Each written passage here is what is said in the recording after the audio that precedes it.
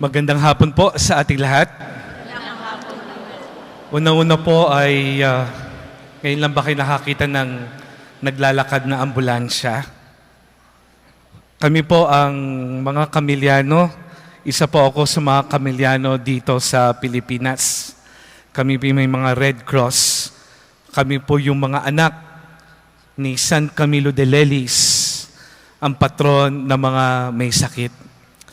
Unang-una, gusto ko pong pasalamatan ang Archdiocese ng Lipa na pinapangunahan ng ating Archbishop Gilbert Garcera, Didi, sa pagtanggap sa puso ng Incorrupt Heart Relic ni St. Camillus, ni San Camilo dito po sa ating Archdiocese. Palakpakan po natin ang Archdiocese natin. Pangalawa, ako'y lubos na nagpapasalamat sa ating Kura Paroko dito sa San Sebastian Cathedral, si Reverend Father Cecilio Arce. Father, thank you po. Okay. Sa kanya mga katulong na pari dito, si Father Tom Villafranca at si Father Jesse Pentino. Fathers, thank you po. Okay. At sa lahat ng mga kaparian ng Archdiocese of Lipa, sa mga religyoso at religyosa at mga mananampalataya, maraming salamat po sa inyong taus-pusong pagtanggap sa puso ng patron ng mga may karamdaman dito sa Batangas. Okay. Ako po yung may itatanong sa inyo. Ano ho? No? Sasagot lang po kayo ng totoo. Sino ho dito ang nakipag-date noong February 14? Pwedeng pakitaas ang kamay. Yung police nakipag-date. Down. Sino yung walang date nung February 14? Pakitaas po ang kamay. Ay, nako ho. Andito pala ang Camp Sawi ng buong Pilipinas. Joke lang. Tayo po ay nasa buwan ng Pebrero. Pinagdiriwang pa rin natin ang buwan ng pag-ibig. Bakit ko na-mention yan? Ba't ko nasabi? Kadalasan, pag tinatawag natin Pebrero, tayo ay tumutukoy sa puso natin. No? At karamihan, sabi niyo po siguro, naku ho, ang aking puso ay sugatan. Ang aking puso ay talunan. Ang aking puso ay naiwan. Ang aking puso ay pusong bato. No? Alam niyo ho, kahit na po anong puso niyo sugatan, talunan, sugatang puso o naiwan na puso, ang puso na naririto sa atin ngayon ay katulad din ng puso natin. Ang puso ni San Camilo de Lelis. Marahil masasabi ninyo, parehas ba kami ng puso ni San Camilo? Ang sagot ko po, oo. Ang buhay po niya ay katulad din ng buhay natin. Si San Camilo ay pinanganak noong May 25, 1550. At nung siya'y lumaki sa gulang ng 12 o 13 years old, siya rin po ay nawalan ng nanay. Ang nanay niya is si Camila, kaya ang pangalan niya ay naging Camilo. Naulila po siya sa ina. Ang kanyang ama ay si Giovanni, na isang sundalo. So siya'y sumunod sa yapak ng kanyang ama na maging sundalo. Pero alam niyo si Camilo, kakaibang sundalo. Si Camilo ay bayarang sundalo. Binabayaran para makipagdigmaan at pumatay. Maraming pa rin ganyan ngayon. Bato-bato ho sa langit, tamaan kayo. Si Camilo ay isang adik din nung siya'y lumalaki. Adik sa sugal. Kaya siya ang patron ng mga sugarol. Huwag kayong manalangin sa kanya para kayo'y manalo. Manalangin kayo para kayo ay magbago. At nalulun siya dun sa bisyo ng pagsusugal. Hanggat dumating sa punto na kahit siya ay sundalo at nagsusugal pa rin, yung kanyang kapa, yung kanyang espada, yung kanyang sapatos, lahat ng ari-arian na dahil siya ay nanggaling sa isang noble family, Delelis, naitaya niya at natalo ang lahat ng kanyang ari-arian. Nag-umpisa siyang mamalimos. At merong isang Capuchinong pare, Franciscan Capuchin, na nakakita sa kanyang namamalimos. Ang sabi sa kanya, "Uy, ang laki-laki mo!" Ang kanyang taas ay 6 feet 7 inches tall. Grabe, di ba? Ang laki-laki mo. Sabi niya, magbanat ka nga ng buto. Sumama ka sa akin at doon sa kumbento magtrabaho ka. Siya po ay naging isang construction worker. At doon sa kumbento, nakita niya ang buhay na pagiging reliyoso. Siya'y pumasok sa Franciscan Capuchin, ang kongregasyon ni Padre Pio. At siya ay naging novice ng Franciscan Capuchin. Ngunit, makikita natin ang mga suot ng mga Franciscano, yung kanilang suot ay parang sako. Si San Camilo ay may sugat sa kanang binti na napakalalim. No? Wala naman po sinasabi na baka po diabetic si San Camilo. Gangrenous yung kanyang sugat, kaya siya ay napaalis ng kombento at siya ay napunta sa isang hospital, ang tawag po ay St. James of the Incurables. Ito ay hospital ng mga may karamdaman na wala ng lunas. At doon sa hospital, nakita ni San Camilo ang ginagawa sa mga may sakit. Anong ginagawa sa mga may sakit doon? Yung mga sundalo na may sakit, yung mga taong may sakit, pag sila po ay naghihingalo na, ililibing na sila. Naghihingalo pa lang yun, nilalagay na sa ilalim ng lupa. Ang sabi ni San Camilo, may buhay pa yan. Hintayin natin malagutan ng hininga at maghintay pa po tayo bago po natin sila ilagay doon sa lupa. Yan si San Camilo. Si San Camilo nung siya'y nagkasakit at noong buhay niya, nakita niya ang galaw ng Panginoon. Kaya noong February 2, 1575, may nangyari sa buhay niya. Nagbago si San Camilo de Lelis. Ang pagbabagong ito ay pagbabagong totoo. Bakit? Inangkin ng Panginoon ang puso ni San Camilo de Lelis. Ang pusong sugatan, ang puso ng isang adik sa sugal, ang puso ng isang makasalanan, inangkin ng Panginoon. At si San Camilo, ibinigay niya ng buong buo ang kanyang puso sa Diyos. Ganon pala yun, Pag hinayaan mo ang Panginoon na mag-angkin ng puso mo, ang Panginoon pupunuin niya ng pag-ibig ang puso mo. Kahit sugatan pa yan, kahit yan ay puso ng isang makasalanan, pag hinayaan mo ang Panginoon na angkinin ng puso mo at ibinigay mo ang puso mo sa Panginoon, bubuin muli ng Panginoon ang iyong hiwa-hiwalay, sugatan na puso. Amen? Ganun ang gagawin ng Panginoon. Kaya yung puso ni San Camilo, incorrupt. Patay na siya, pero buo pa rin ang puso dahil inangkin ng Panginoon. Ang tanong, tayo buhay pa, corrupted na. Pag corrupted ang puso mo, magkakahiwa-hiwalayan, puro sugatan, at hindi po tayo marunong magbigay, magmahal, at magpatawad ng totoo.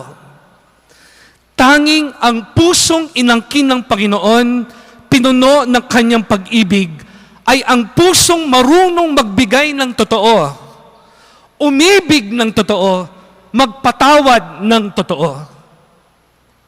At yun sinabi ng ating unang pagbasa. Di ba? Pag hindi tayo umiibig, tayo ay nasa mundo ng kamatayan. Pero pag tayo ay tunay na umiibig, kahit tayo ay nasa mundo ngayon at tayo ay sumusunod,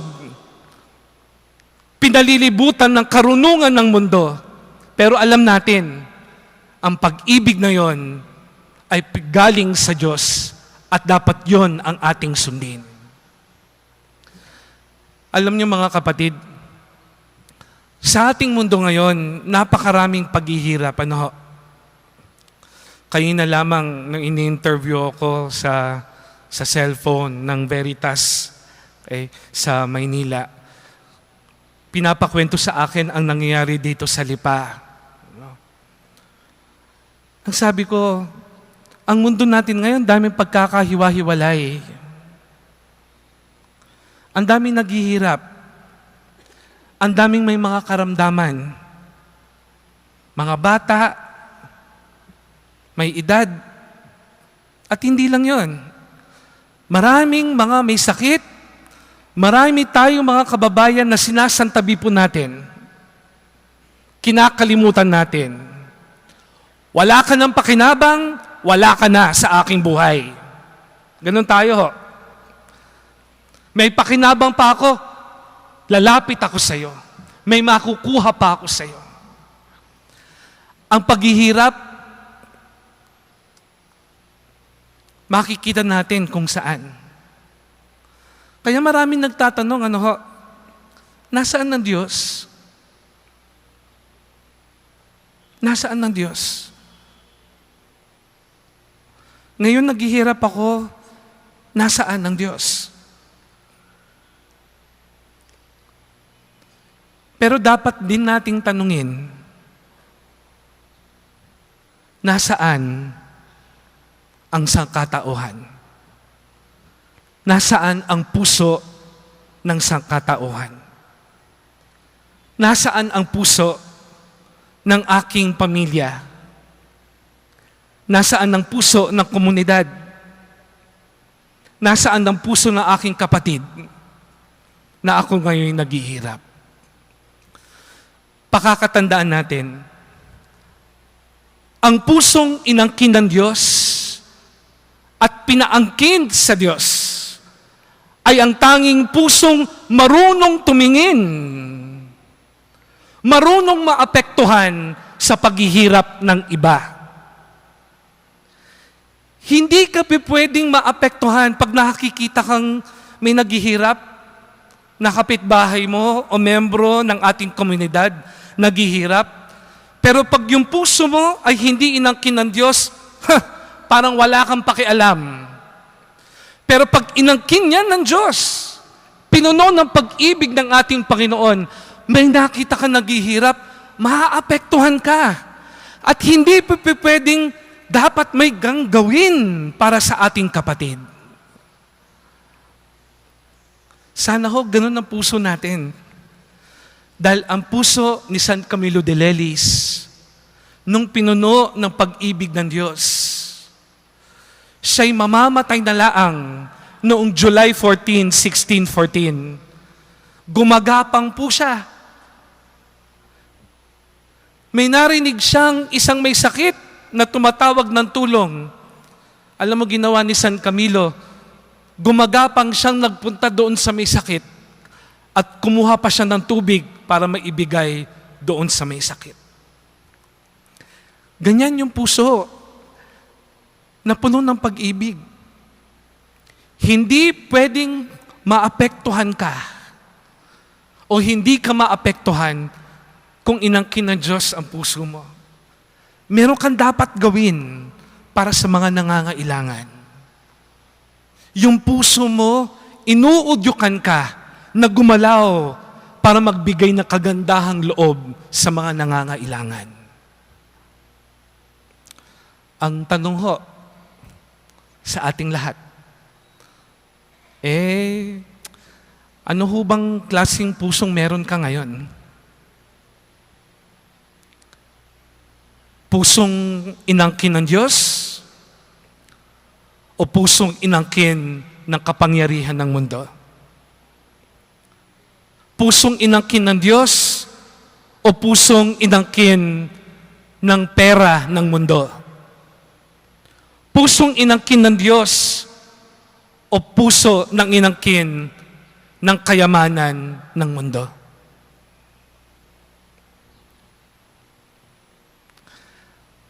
Ang pusong inangkin ng Diyos ay yung pusong hindi mapapagod magmahal kahit mahirap,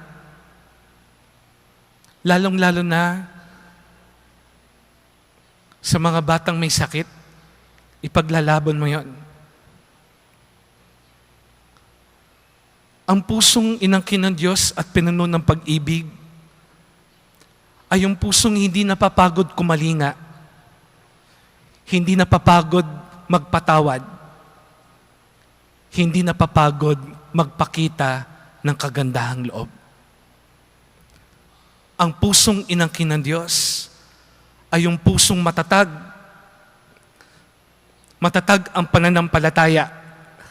At kahit anong pang dumating sa buhay mo, kahit anong pagsubok, ang hahawakan mo nun ay ang pananampalataya mo sa Diyos at ang pag-ibig mo sa mismong pinanggalingan ng totoong pag-ibig dito sa mundo, ang Diyos. Ay, Diyos ko, pag tayo ay bumabalik sa pinakapuso natin, napakagandang isipin na ang Diyos hindi napapagod para sa atin dahil ang bawat isa sa atin ay ang nasa puso ng Diyos. At yun ang pinapakita ng puso ni San Camilo de Lelis. Dumating po siya dito sa Batangas, dala-dala ang mabuting balita. Mahal tayo ng Diyos. Hindi po tayo nakakalimutan ng ating Panginoon. Makasalanan ka man, pero hayaan mo ang Diyos ang kinin ang puso mo para mapuno niya ito ng kanyang tunay na pag-ibig. Habang kami po ay umiikot sa iba't ibang mga dioceses, kami po ay napadpad sa Diocese ng Baguio City. Medyo malamig nung kami dumating. Ang welcome mass ay ginawa ng kakaiba doon. Ginawa nila ng 8:00 ng gabi. So lahat kami naka-jacket. Talagang ginaw na ginaw. Yung mga tao naka-jacket din. Natapos ang misa mga 9:30 na po ng gabi. Pero ang dami pa rin ng tao. At sinimulan po namin ang veneration. Napakahaba yung veneration. Meron ako napansin isang tatay na parang bigat na bigat dun sa kanyang dinadala. Ano ho? At nung sila'y malapit na, napansin ko ang dala-dala ho niya yung kanyang anak. At sa itsura pa lamang, alam ko na yung sitwasyon ng anak. May cerebral palsy. Para kung gulay na gulay yung anak. At bigat na bigat yung tatay. Pero dala-dala pa rin yung tatay. Nung sila'y malapit na, nilapitan ko, sabi ko, Tay, pwede po ba kitang tulungan, magbuhat ng anak mo? Sabi niya, oh sige ho, Father. At lumapit po kami doon sa may relic. At yung tatay nagdasal. Kinuha niya yung anak kamay ng anak niya at sila'y nagdasal. Sabi niya, anak, dasal ka, dasal, dasal. Pagkaupo po namin, ang tinanong ko dun sa tatay, ano ang inyong panalangin sa Diyos sa pamamagitan ni San Camilo? Ang sabi ng tatay, Father, hindi po ako nanalangin na ang aking anak ay gumaling. Kasi alam ko naman po na yung anak ko ay hindi gagaling dahil ganito po ang sitwasyon. Pero ito po ang aking panalangin. Sana po mabuhay pa ang anak ko bukas. At bukas, Father, mananalangin muli ako. Ang panalangin ko, sana po, mabuhay muli ang anak ko bukas. At kinabukasan, mananalangin muli ako. Sana po, mabuhay ang anak ko bukas. At araw-araw kong ipapanalangin iyon, hanggat kaya ko alagaan ang aking anak. At habang ang anak ko ay lumalaban din para po kami ay makapiling. Sabi ko sa sarili ko, wow! Yun yung pusong inangkin ng Diyos. Na kahit mahirap, ang pananalig, ang pananampalataya, at ang pag-ibig ng Diyos ay tunay na nagluluningning sa kanilang buhay.